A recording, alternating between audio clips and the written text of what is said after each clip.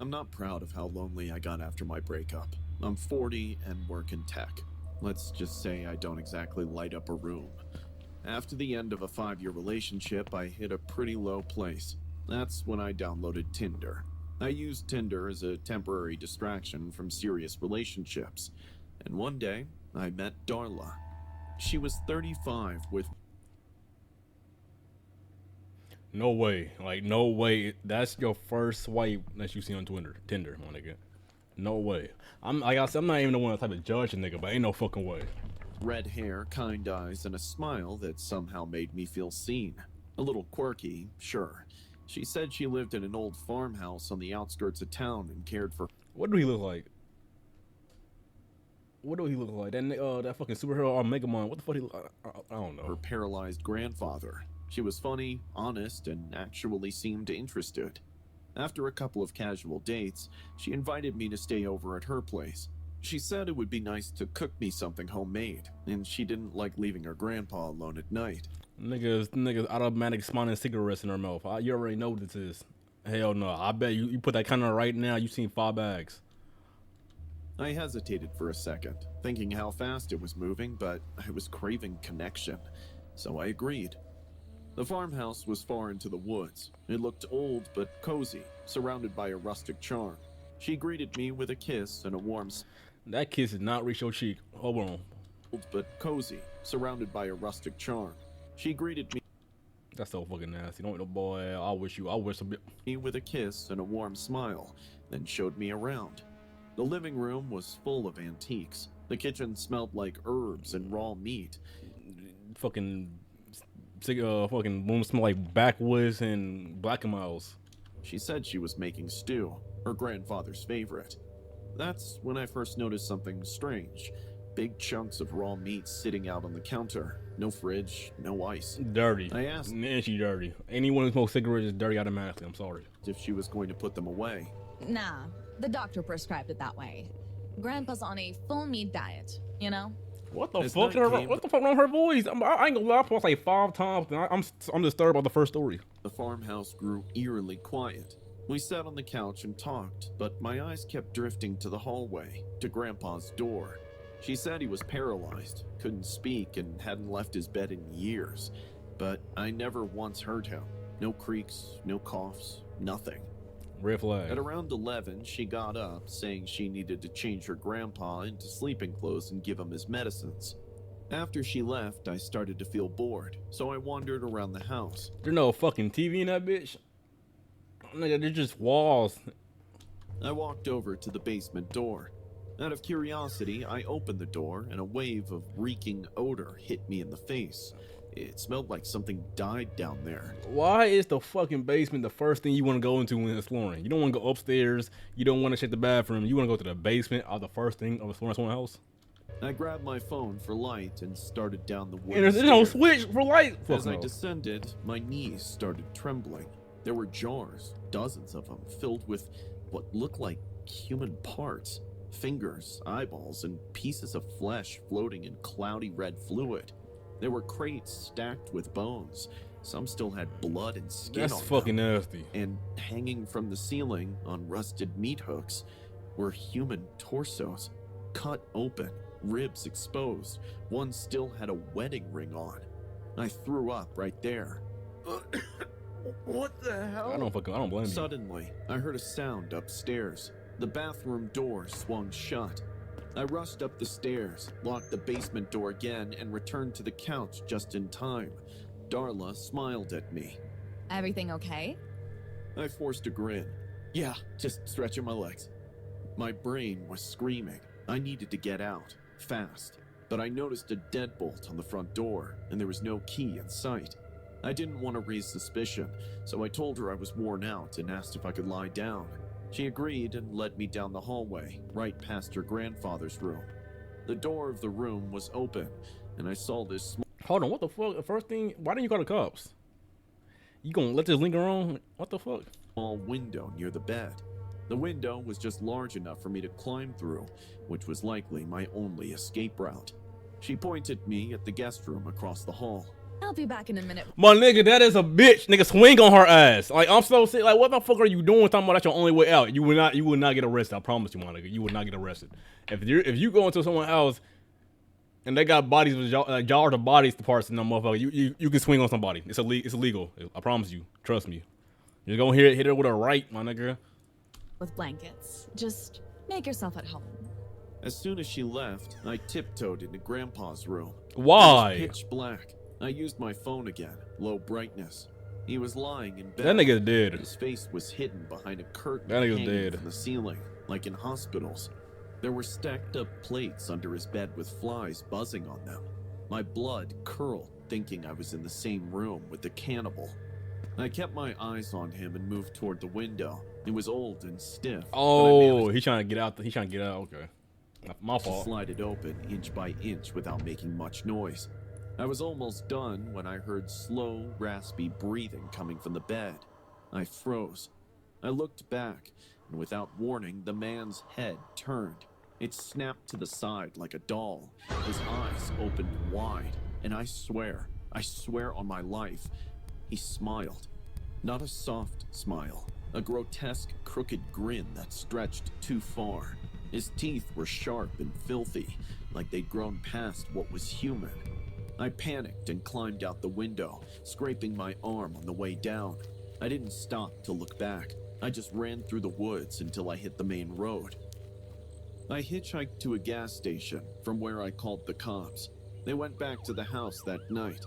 Here's the part I still don't understand. When they got there, the house was empty. What the Darla, fuck? Grandpa, and the horror in that basement were all... Hell no, there's no way in hell you cleared out that whole house without the cops coming. Ain't a lot of cops that not give a fuck about your life. They could not have gave a fuck about your life. Cause ain't no way they pulled up, nigga, and they got everything out before the cops pulled up. Nigga had a fucking SUV on site just for this shit to happen. Nigga had a U-Haul behind the house. They said the place hadn't been lived in for years. They showed me property records. The last listed owner was a man named Roy Miller, a butcher. He had been paralyzed after a farm accident in the late 90s. He died in 2003. And Darla? There was no record of anyone with that name connected to the property. No license, no social, nothing. I check the news every week for stories about missing men, and I can't use dating apps anymore. Nigga, why don't you show them the Tinder app? But sometimes, at night, I'll dream about that house. And in the dream, I'm back in that room, staring into those wide, dead eyes of that old cannibal, as the broken grin slowly stretches across his face.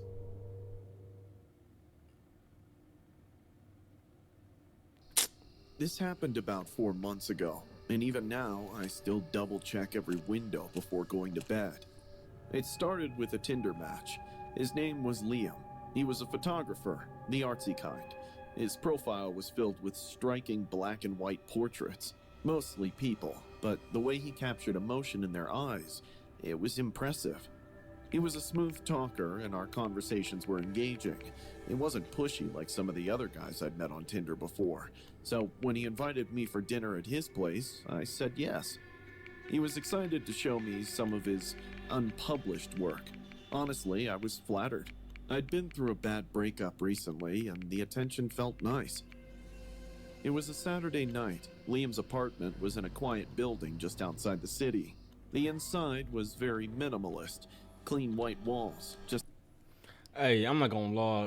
When you put true like in these stories, yeah, I feel like the niggas. I feel like when you make these stories, I feel like you purposely try to make the nigga as ugly as you can.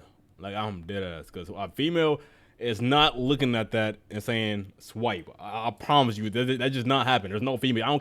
I don't care what type of female you are. I don't care you like somebody just from what's inside. You're not feeding me that bullshit, my nigga. You're not dating that. Like, let's be honest here. That nigga look horrendous.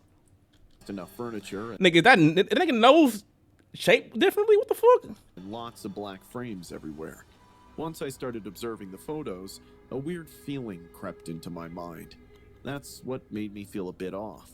The photos. There were dozens of them, lined up perfectly. Every inch of the wall seemed to have a face staring back at me. They weren't normal portraits either. They looked private.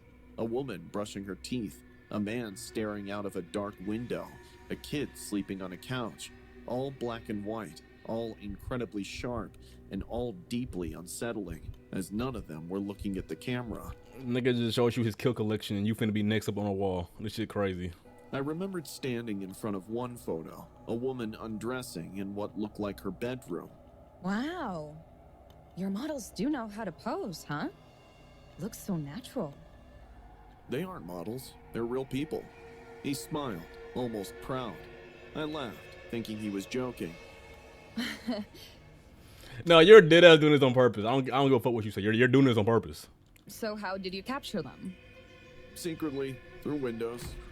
It's the best way, honestly. He's blunt with I it. felt He's a cold bold. shiver run down my spine. He poured us wine and served pasta. I kept picking at my plate. My I'm not appetite eating was nothing that gone. nigga cooking. Every now and then, he'd glance over my shoulder like he was checking the light. Then, he started justifying his peeping Tom behavior. Nigga for putting the you in a sake of art. frame. You see, I don't believe in posed photos. Real emotion happens when people don't know they're being watched. That's when they're most vulnerable. I asked if he had ever gotten caught. Once, he said, Wait, hold the fuck up. So you know this nigga's out here taking pictures of random females and shit and niggas and shit, and you don't give a fuck? Are you weird too? Both of y'all weird. Yeah, y'all a good match. sipping his wine. She was angry, but I apologized and made it up to her. That's when my gut screamed at me to leave. I thanked him for dinner and said I needed to get going, but Liam stood up quickly, blocking the front door. Wait, before you go, I want to show you my masterpiece. My heart dropped. I smiled politely and nodded, pretending to be curious. All the while, I was trying to come up with an excuse. Hold on, that nigga kinda tall. Something to get out fast. That nigga kinda tall. It's either that nigga like 6'1" and your ass 5 foot nigga, or that nigga like you just tall.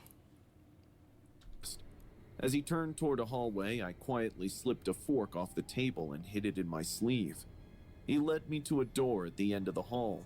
Even before he unlocked it with a key, Y'all niggas matching shoes? I got a 2-for-1? I'm sorry, that's not a part of the story. led me to a door at the end of the hall. Even before he unlocked it with a key, I could smell something awful behind it. That was red flag number 200. The room was dimly lit. The smell was choking my nostrils, like something rotten had been soaked in chemicals.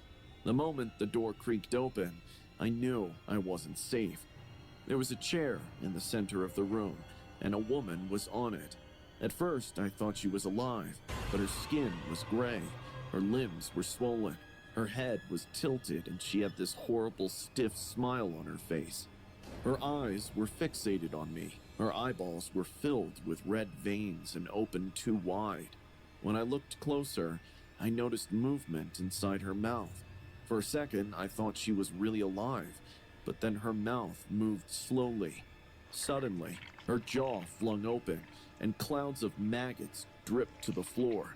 Tiny maggots wriggled through her hair, too. She was wearing a red bathing suit, like she had been at the beach, but now she was posed like a mannequin, propped up like a trophy. I felt the fork slide from my hand and hit the floor. Liam stepped inside, eyes glowing with sick joy. She's beautiful, right? He whispered. I caught her swimming alone 2 summers ago. I watched her for weeks before I made my move. Look at that expression. Fear, trust, confusion, all frozen forever. I couldn't breathe or blink. My brain kept trying to tell me this was fake, a sick art piece, but it wasn't. The smell was real, the flies were real, and so was the psychopath standing next to me. He kept talking, laughing like it was the best moment of his life. Suddenly, something even more horrifying happened. I guessed it was the decomposition or the outside air getting in that room, but the woman's face suddenly slothed off her skull, revealing the rotten flesh and bone underneath. I screamed and ran for the door. Liam's voice echoed behind me. Where are you going? There's no need to be scared. I can fix this. I'll glue it up. I thought you understood me. I sprinted out of the door straight to the street. I flagged down a couple driving by, screaming like a lunatic. They called the cops while I sat shaking in their back seat. When the cops arrived, I took them back to the apartment, but Liam was gone. The girl's body, the photos, were still there. My half-eaten plate of pasta was still resting on the table. They searched for weeks, put out alerts, and talked to neighbors. No one really knew him. He had only lived there a few months, paid in cash. I believe he even gave me a fake name. To this day, they haven't found him. But here's the part that really haunts me. About a month after everything happened, I received a package, no return address. Inside was a single photograph. It was me, sitting at a cafe with a coworker. I could tell the photo had been taken from outside the window. I got no words for that. I got no words. I'm a 19-year-old female who just. But I ain't gonna lie. Stop telling me female. Stop telling me stories about these females. I'm dead. Stop telling me they making worse decisions than the niggas. Stop telling me stories about these females. I'm so serious. College, and so far I was living a pretty normal life. I enjoy makeup and horror movies, and I often joke about them with my friends. You finna get put in a horror movie. I recently got on Tinder. It started as a joke with my roommates. They'd said I'd receive a ton of matches because I'm the hot one. I didn't think much of it because I've always been used to the attention. As I walked through the hallway in my shorts, I noticed that some boys would gaze at me with smiles, while some girls appeared visibly displeased. But once I went live on Tinder, I didn't expect my phone to blow up with notifications. I mostly ignored the weird guys. I just flirted a little to pass the time. But then I got a message from someone with the username @DevotedBlood. Isn't that an intriguing name? I believe that the profile was Devoted Blood. I saw you're brighter than the moon and darker than sin. Okay, we just hitting females with any quotes now, cause ain't no fucking way. But I'm dead. I don't even know if that makes sense or not. I don't know. We just hitting anybody with anything now, cause ain't no fucking way you actually said that shit though. And this generation too, nigga, no one is falling for that shit. But I ain't gonna lie, there probably are some females out there nowadays that falling for shit like this. I don't know though. Isn't that an intriguing name? I believe that the profile was fake. It had no pictures, just a black and white rose for the profile pic. But the first message was kind of poetic. I saw you. You're brighter than the moon and darker than sin. I rolled my eyes, but decided to strike up a conversation just for fun. Smooth. You write that in every girl's DMs? He replied instantly, no, only you. What followed were long messages, obsessive. I'd received love letters, poems, and even drawings. At first, I laughed about it with my friends. It was harmless. Or this why I ain't gonna lie to y'all. I hope this bitch get murdered. I'm not gonna cap. Like, this why you niggas need to stop sending females DMs and some shit like sometimes. Like, them niggas are going right back to their group chats and they're laughing at what you just said. And I'm so serious. If you don't think this one of you, nigga, check her phone. She probably ain't gonna let you check that motherfucker. so I thought. But then he started sending photos, notes written on crumpled paper, smeared in what he said was blood. One had my name written over and over again, like in some horror movie. Another said, I'll never let anyone else have you. At that point, I unmatched him. I believe the message was from an angsty teenager trying to appear edgy.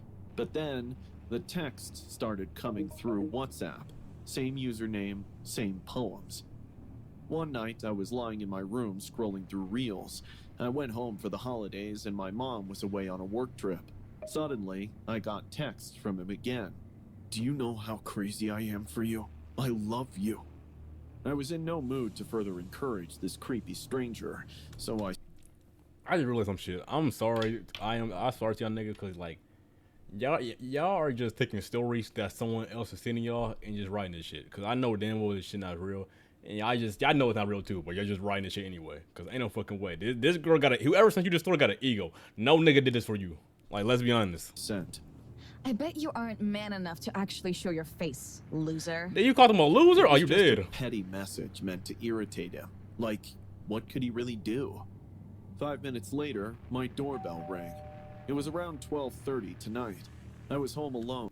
Nigga, you asked for a picture and you finna get a facial. That nigga finna show you his face in person. My heart dropped. I went downstairs, trying to be as quiet as possible, and peeked into the peephole. I didn't see anyone outside. I gently cracked open the door. My eyes wandered over the empty porch. And then I looked down at the ground beneath me. There was a red envelope sitting on the doorstep. I picked it up with shaking hands. It reeked of a mix of iron and something sour. Once I opened the letter, my palms got sweaty in fear. The words were written in blood, and it read, "Did you miss me?" I slammed the door shut and locked everything. My voice was breaking as I talked to the 911 dispatcher, almost on the verge of crying. She tried to calm me down and told... Hey, good shit to you though. At least you was smart enough to call the cops immediately. Because I know how many stories I have done. I mean, I have read and watched. There has not been a nigga who made a decision off rip. It probably has been 3, but like nigga, it's rare as fuck for someone to just make a call at 911 after they get into a distress situation like this. Cause these niggas will go out, try to explore a situation before they call 911. Like this, like come on now. Me to stay on the line until officers arrived. I moved away from the front and turned off all the lights, hoping whoever was out there would think I wasn't home. But then I made a mistake. I went to check the backyard window, and there was indeed someone. It was a guy standing shirtless in the middle of the yard, completely still. He was merely focusing his gaze on my window. I couldn't scream. I couldn't move. I just watched in frozen horror. I grabbed a flashlight and flicked it on him. The beam hit his chest first, and I saw my name was carved into his skin.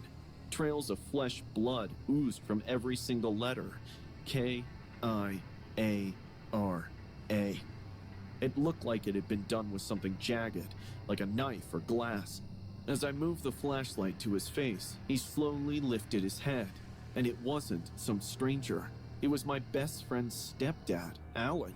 The same guy who used to drive us to school, who always stood a little too close, and who one time told me, "You look older than 19. The one who once commented on my Instagram selfie, "Beautiful, just like your mother."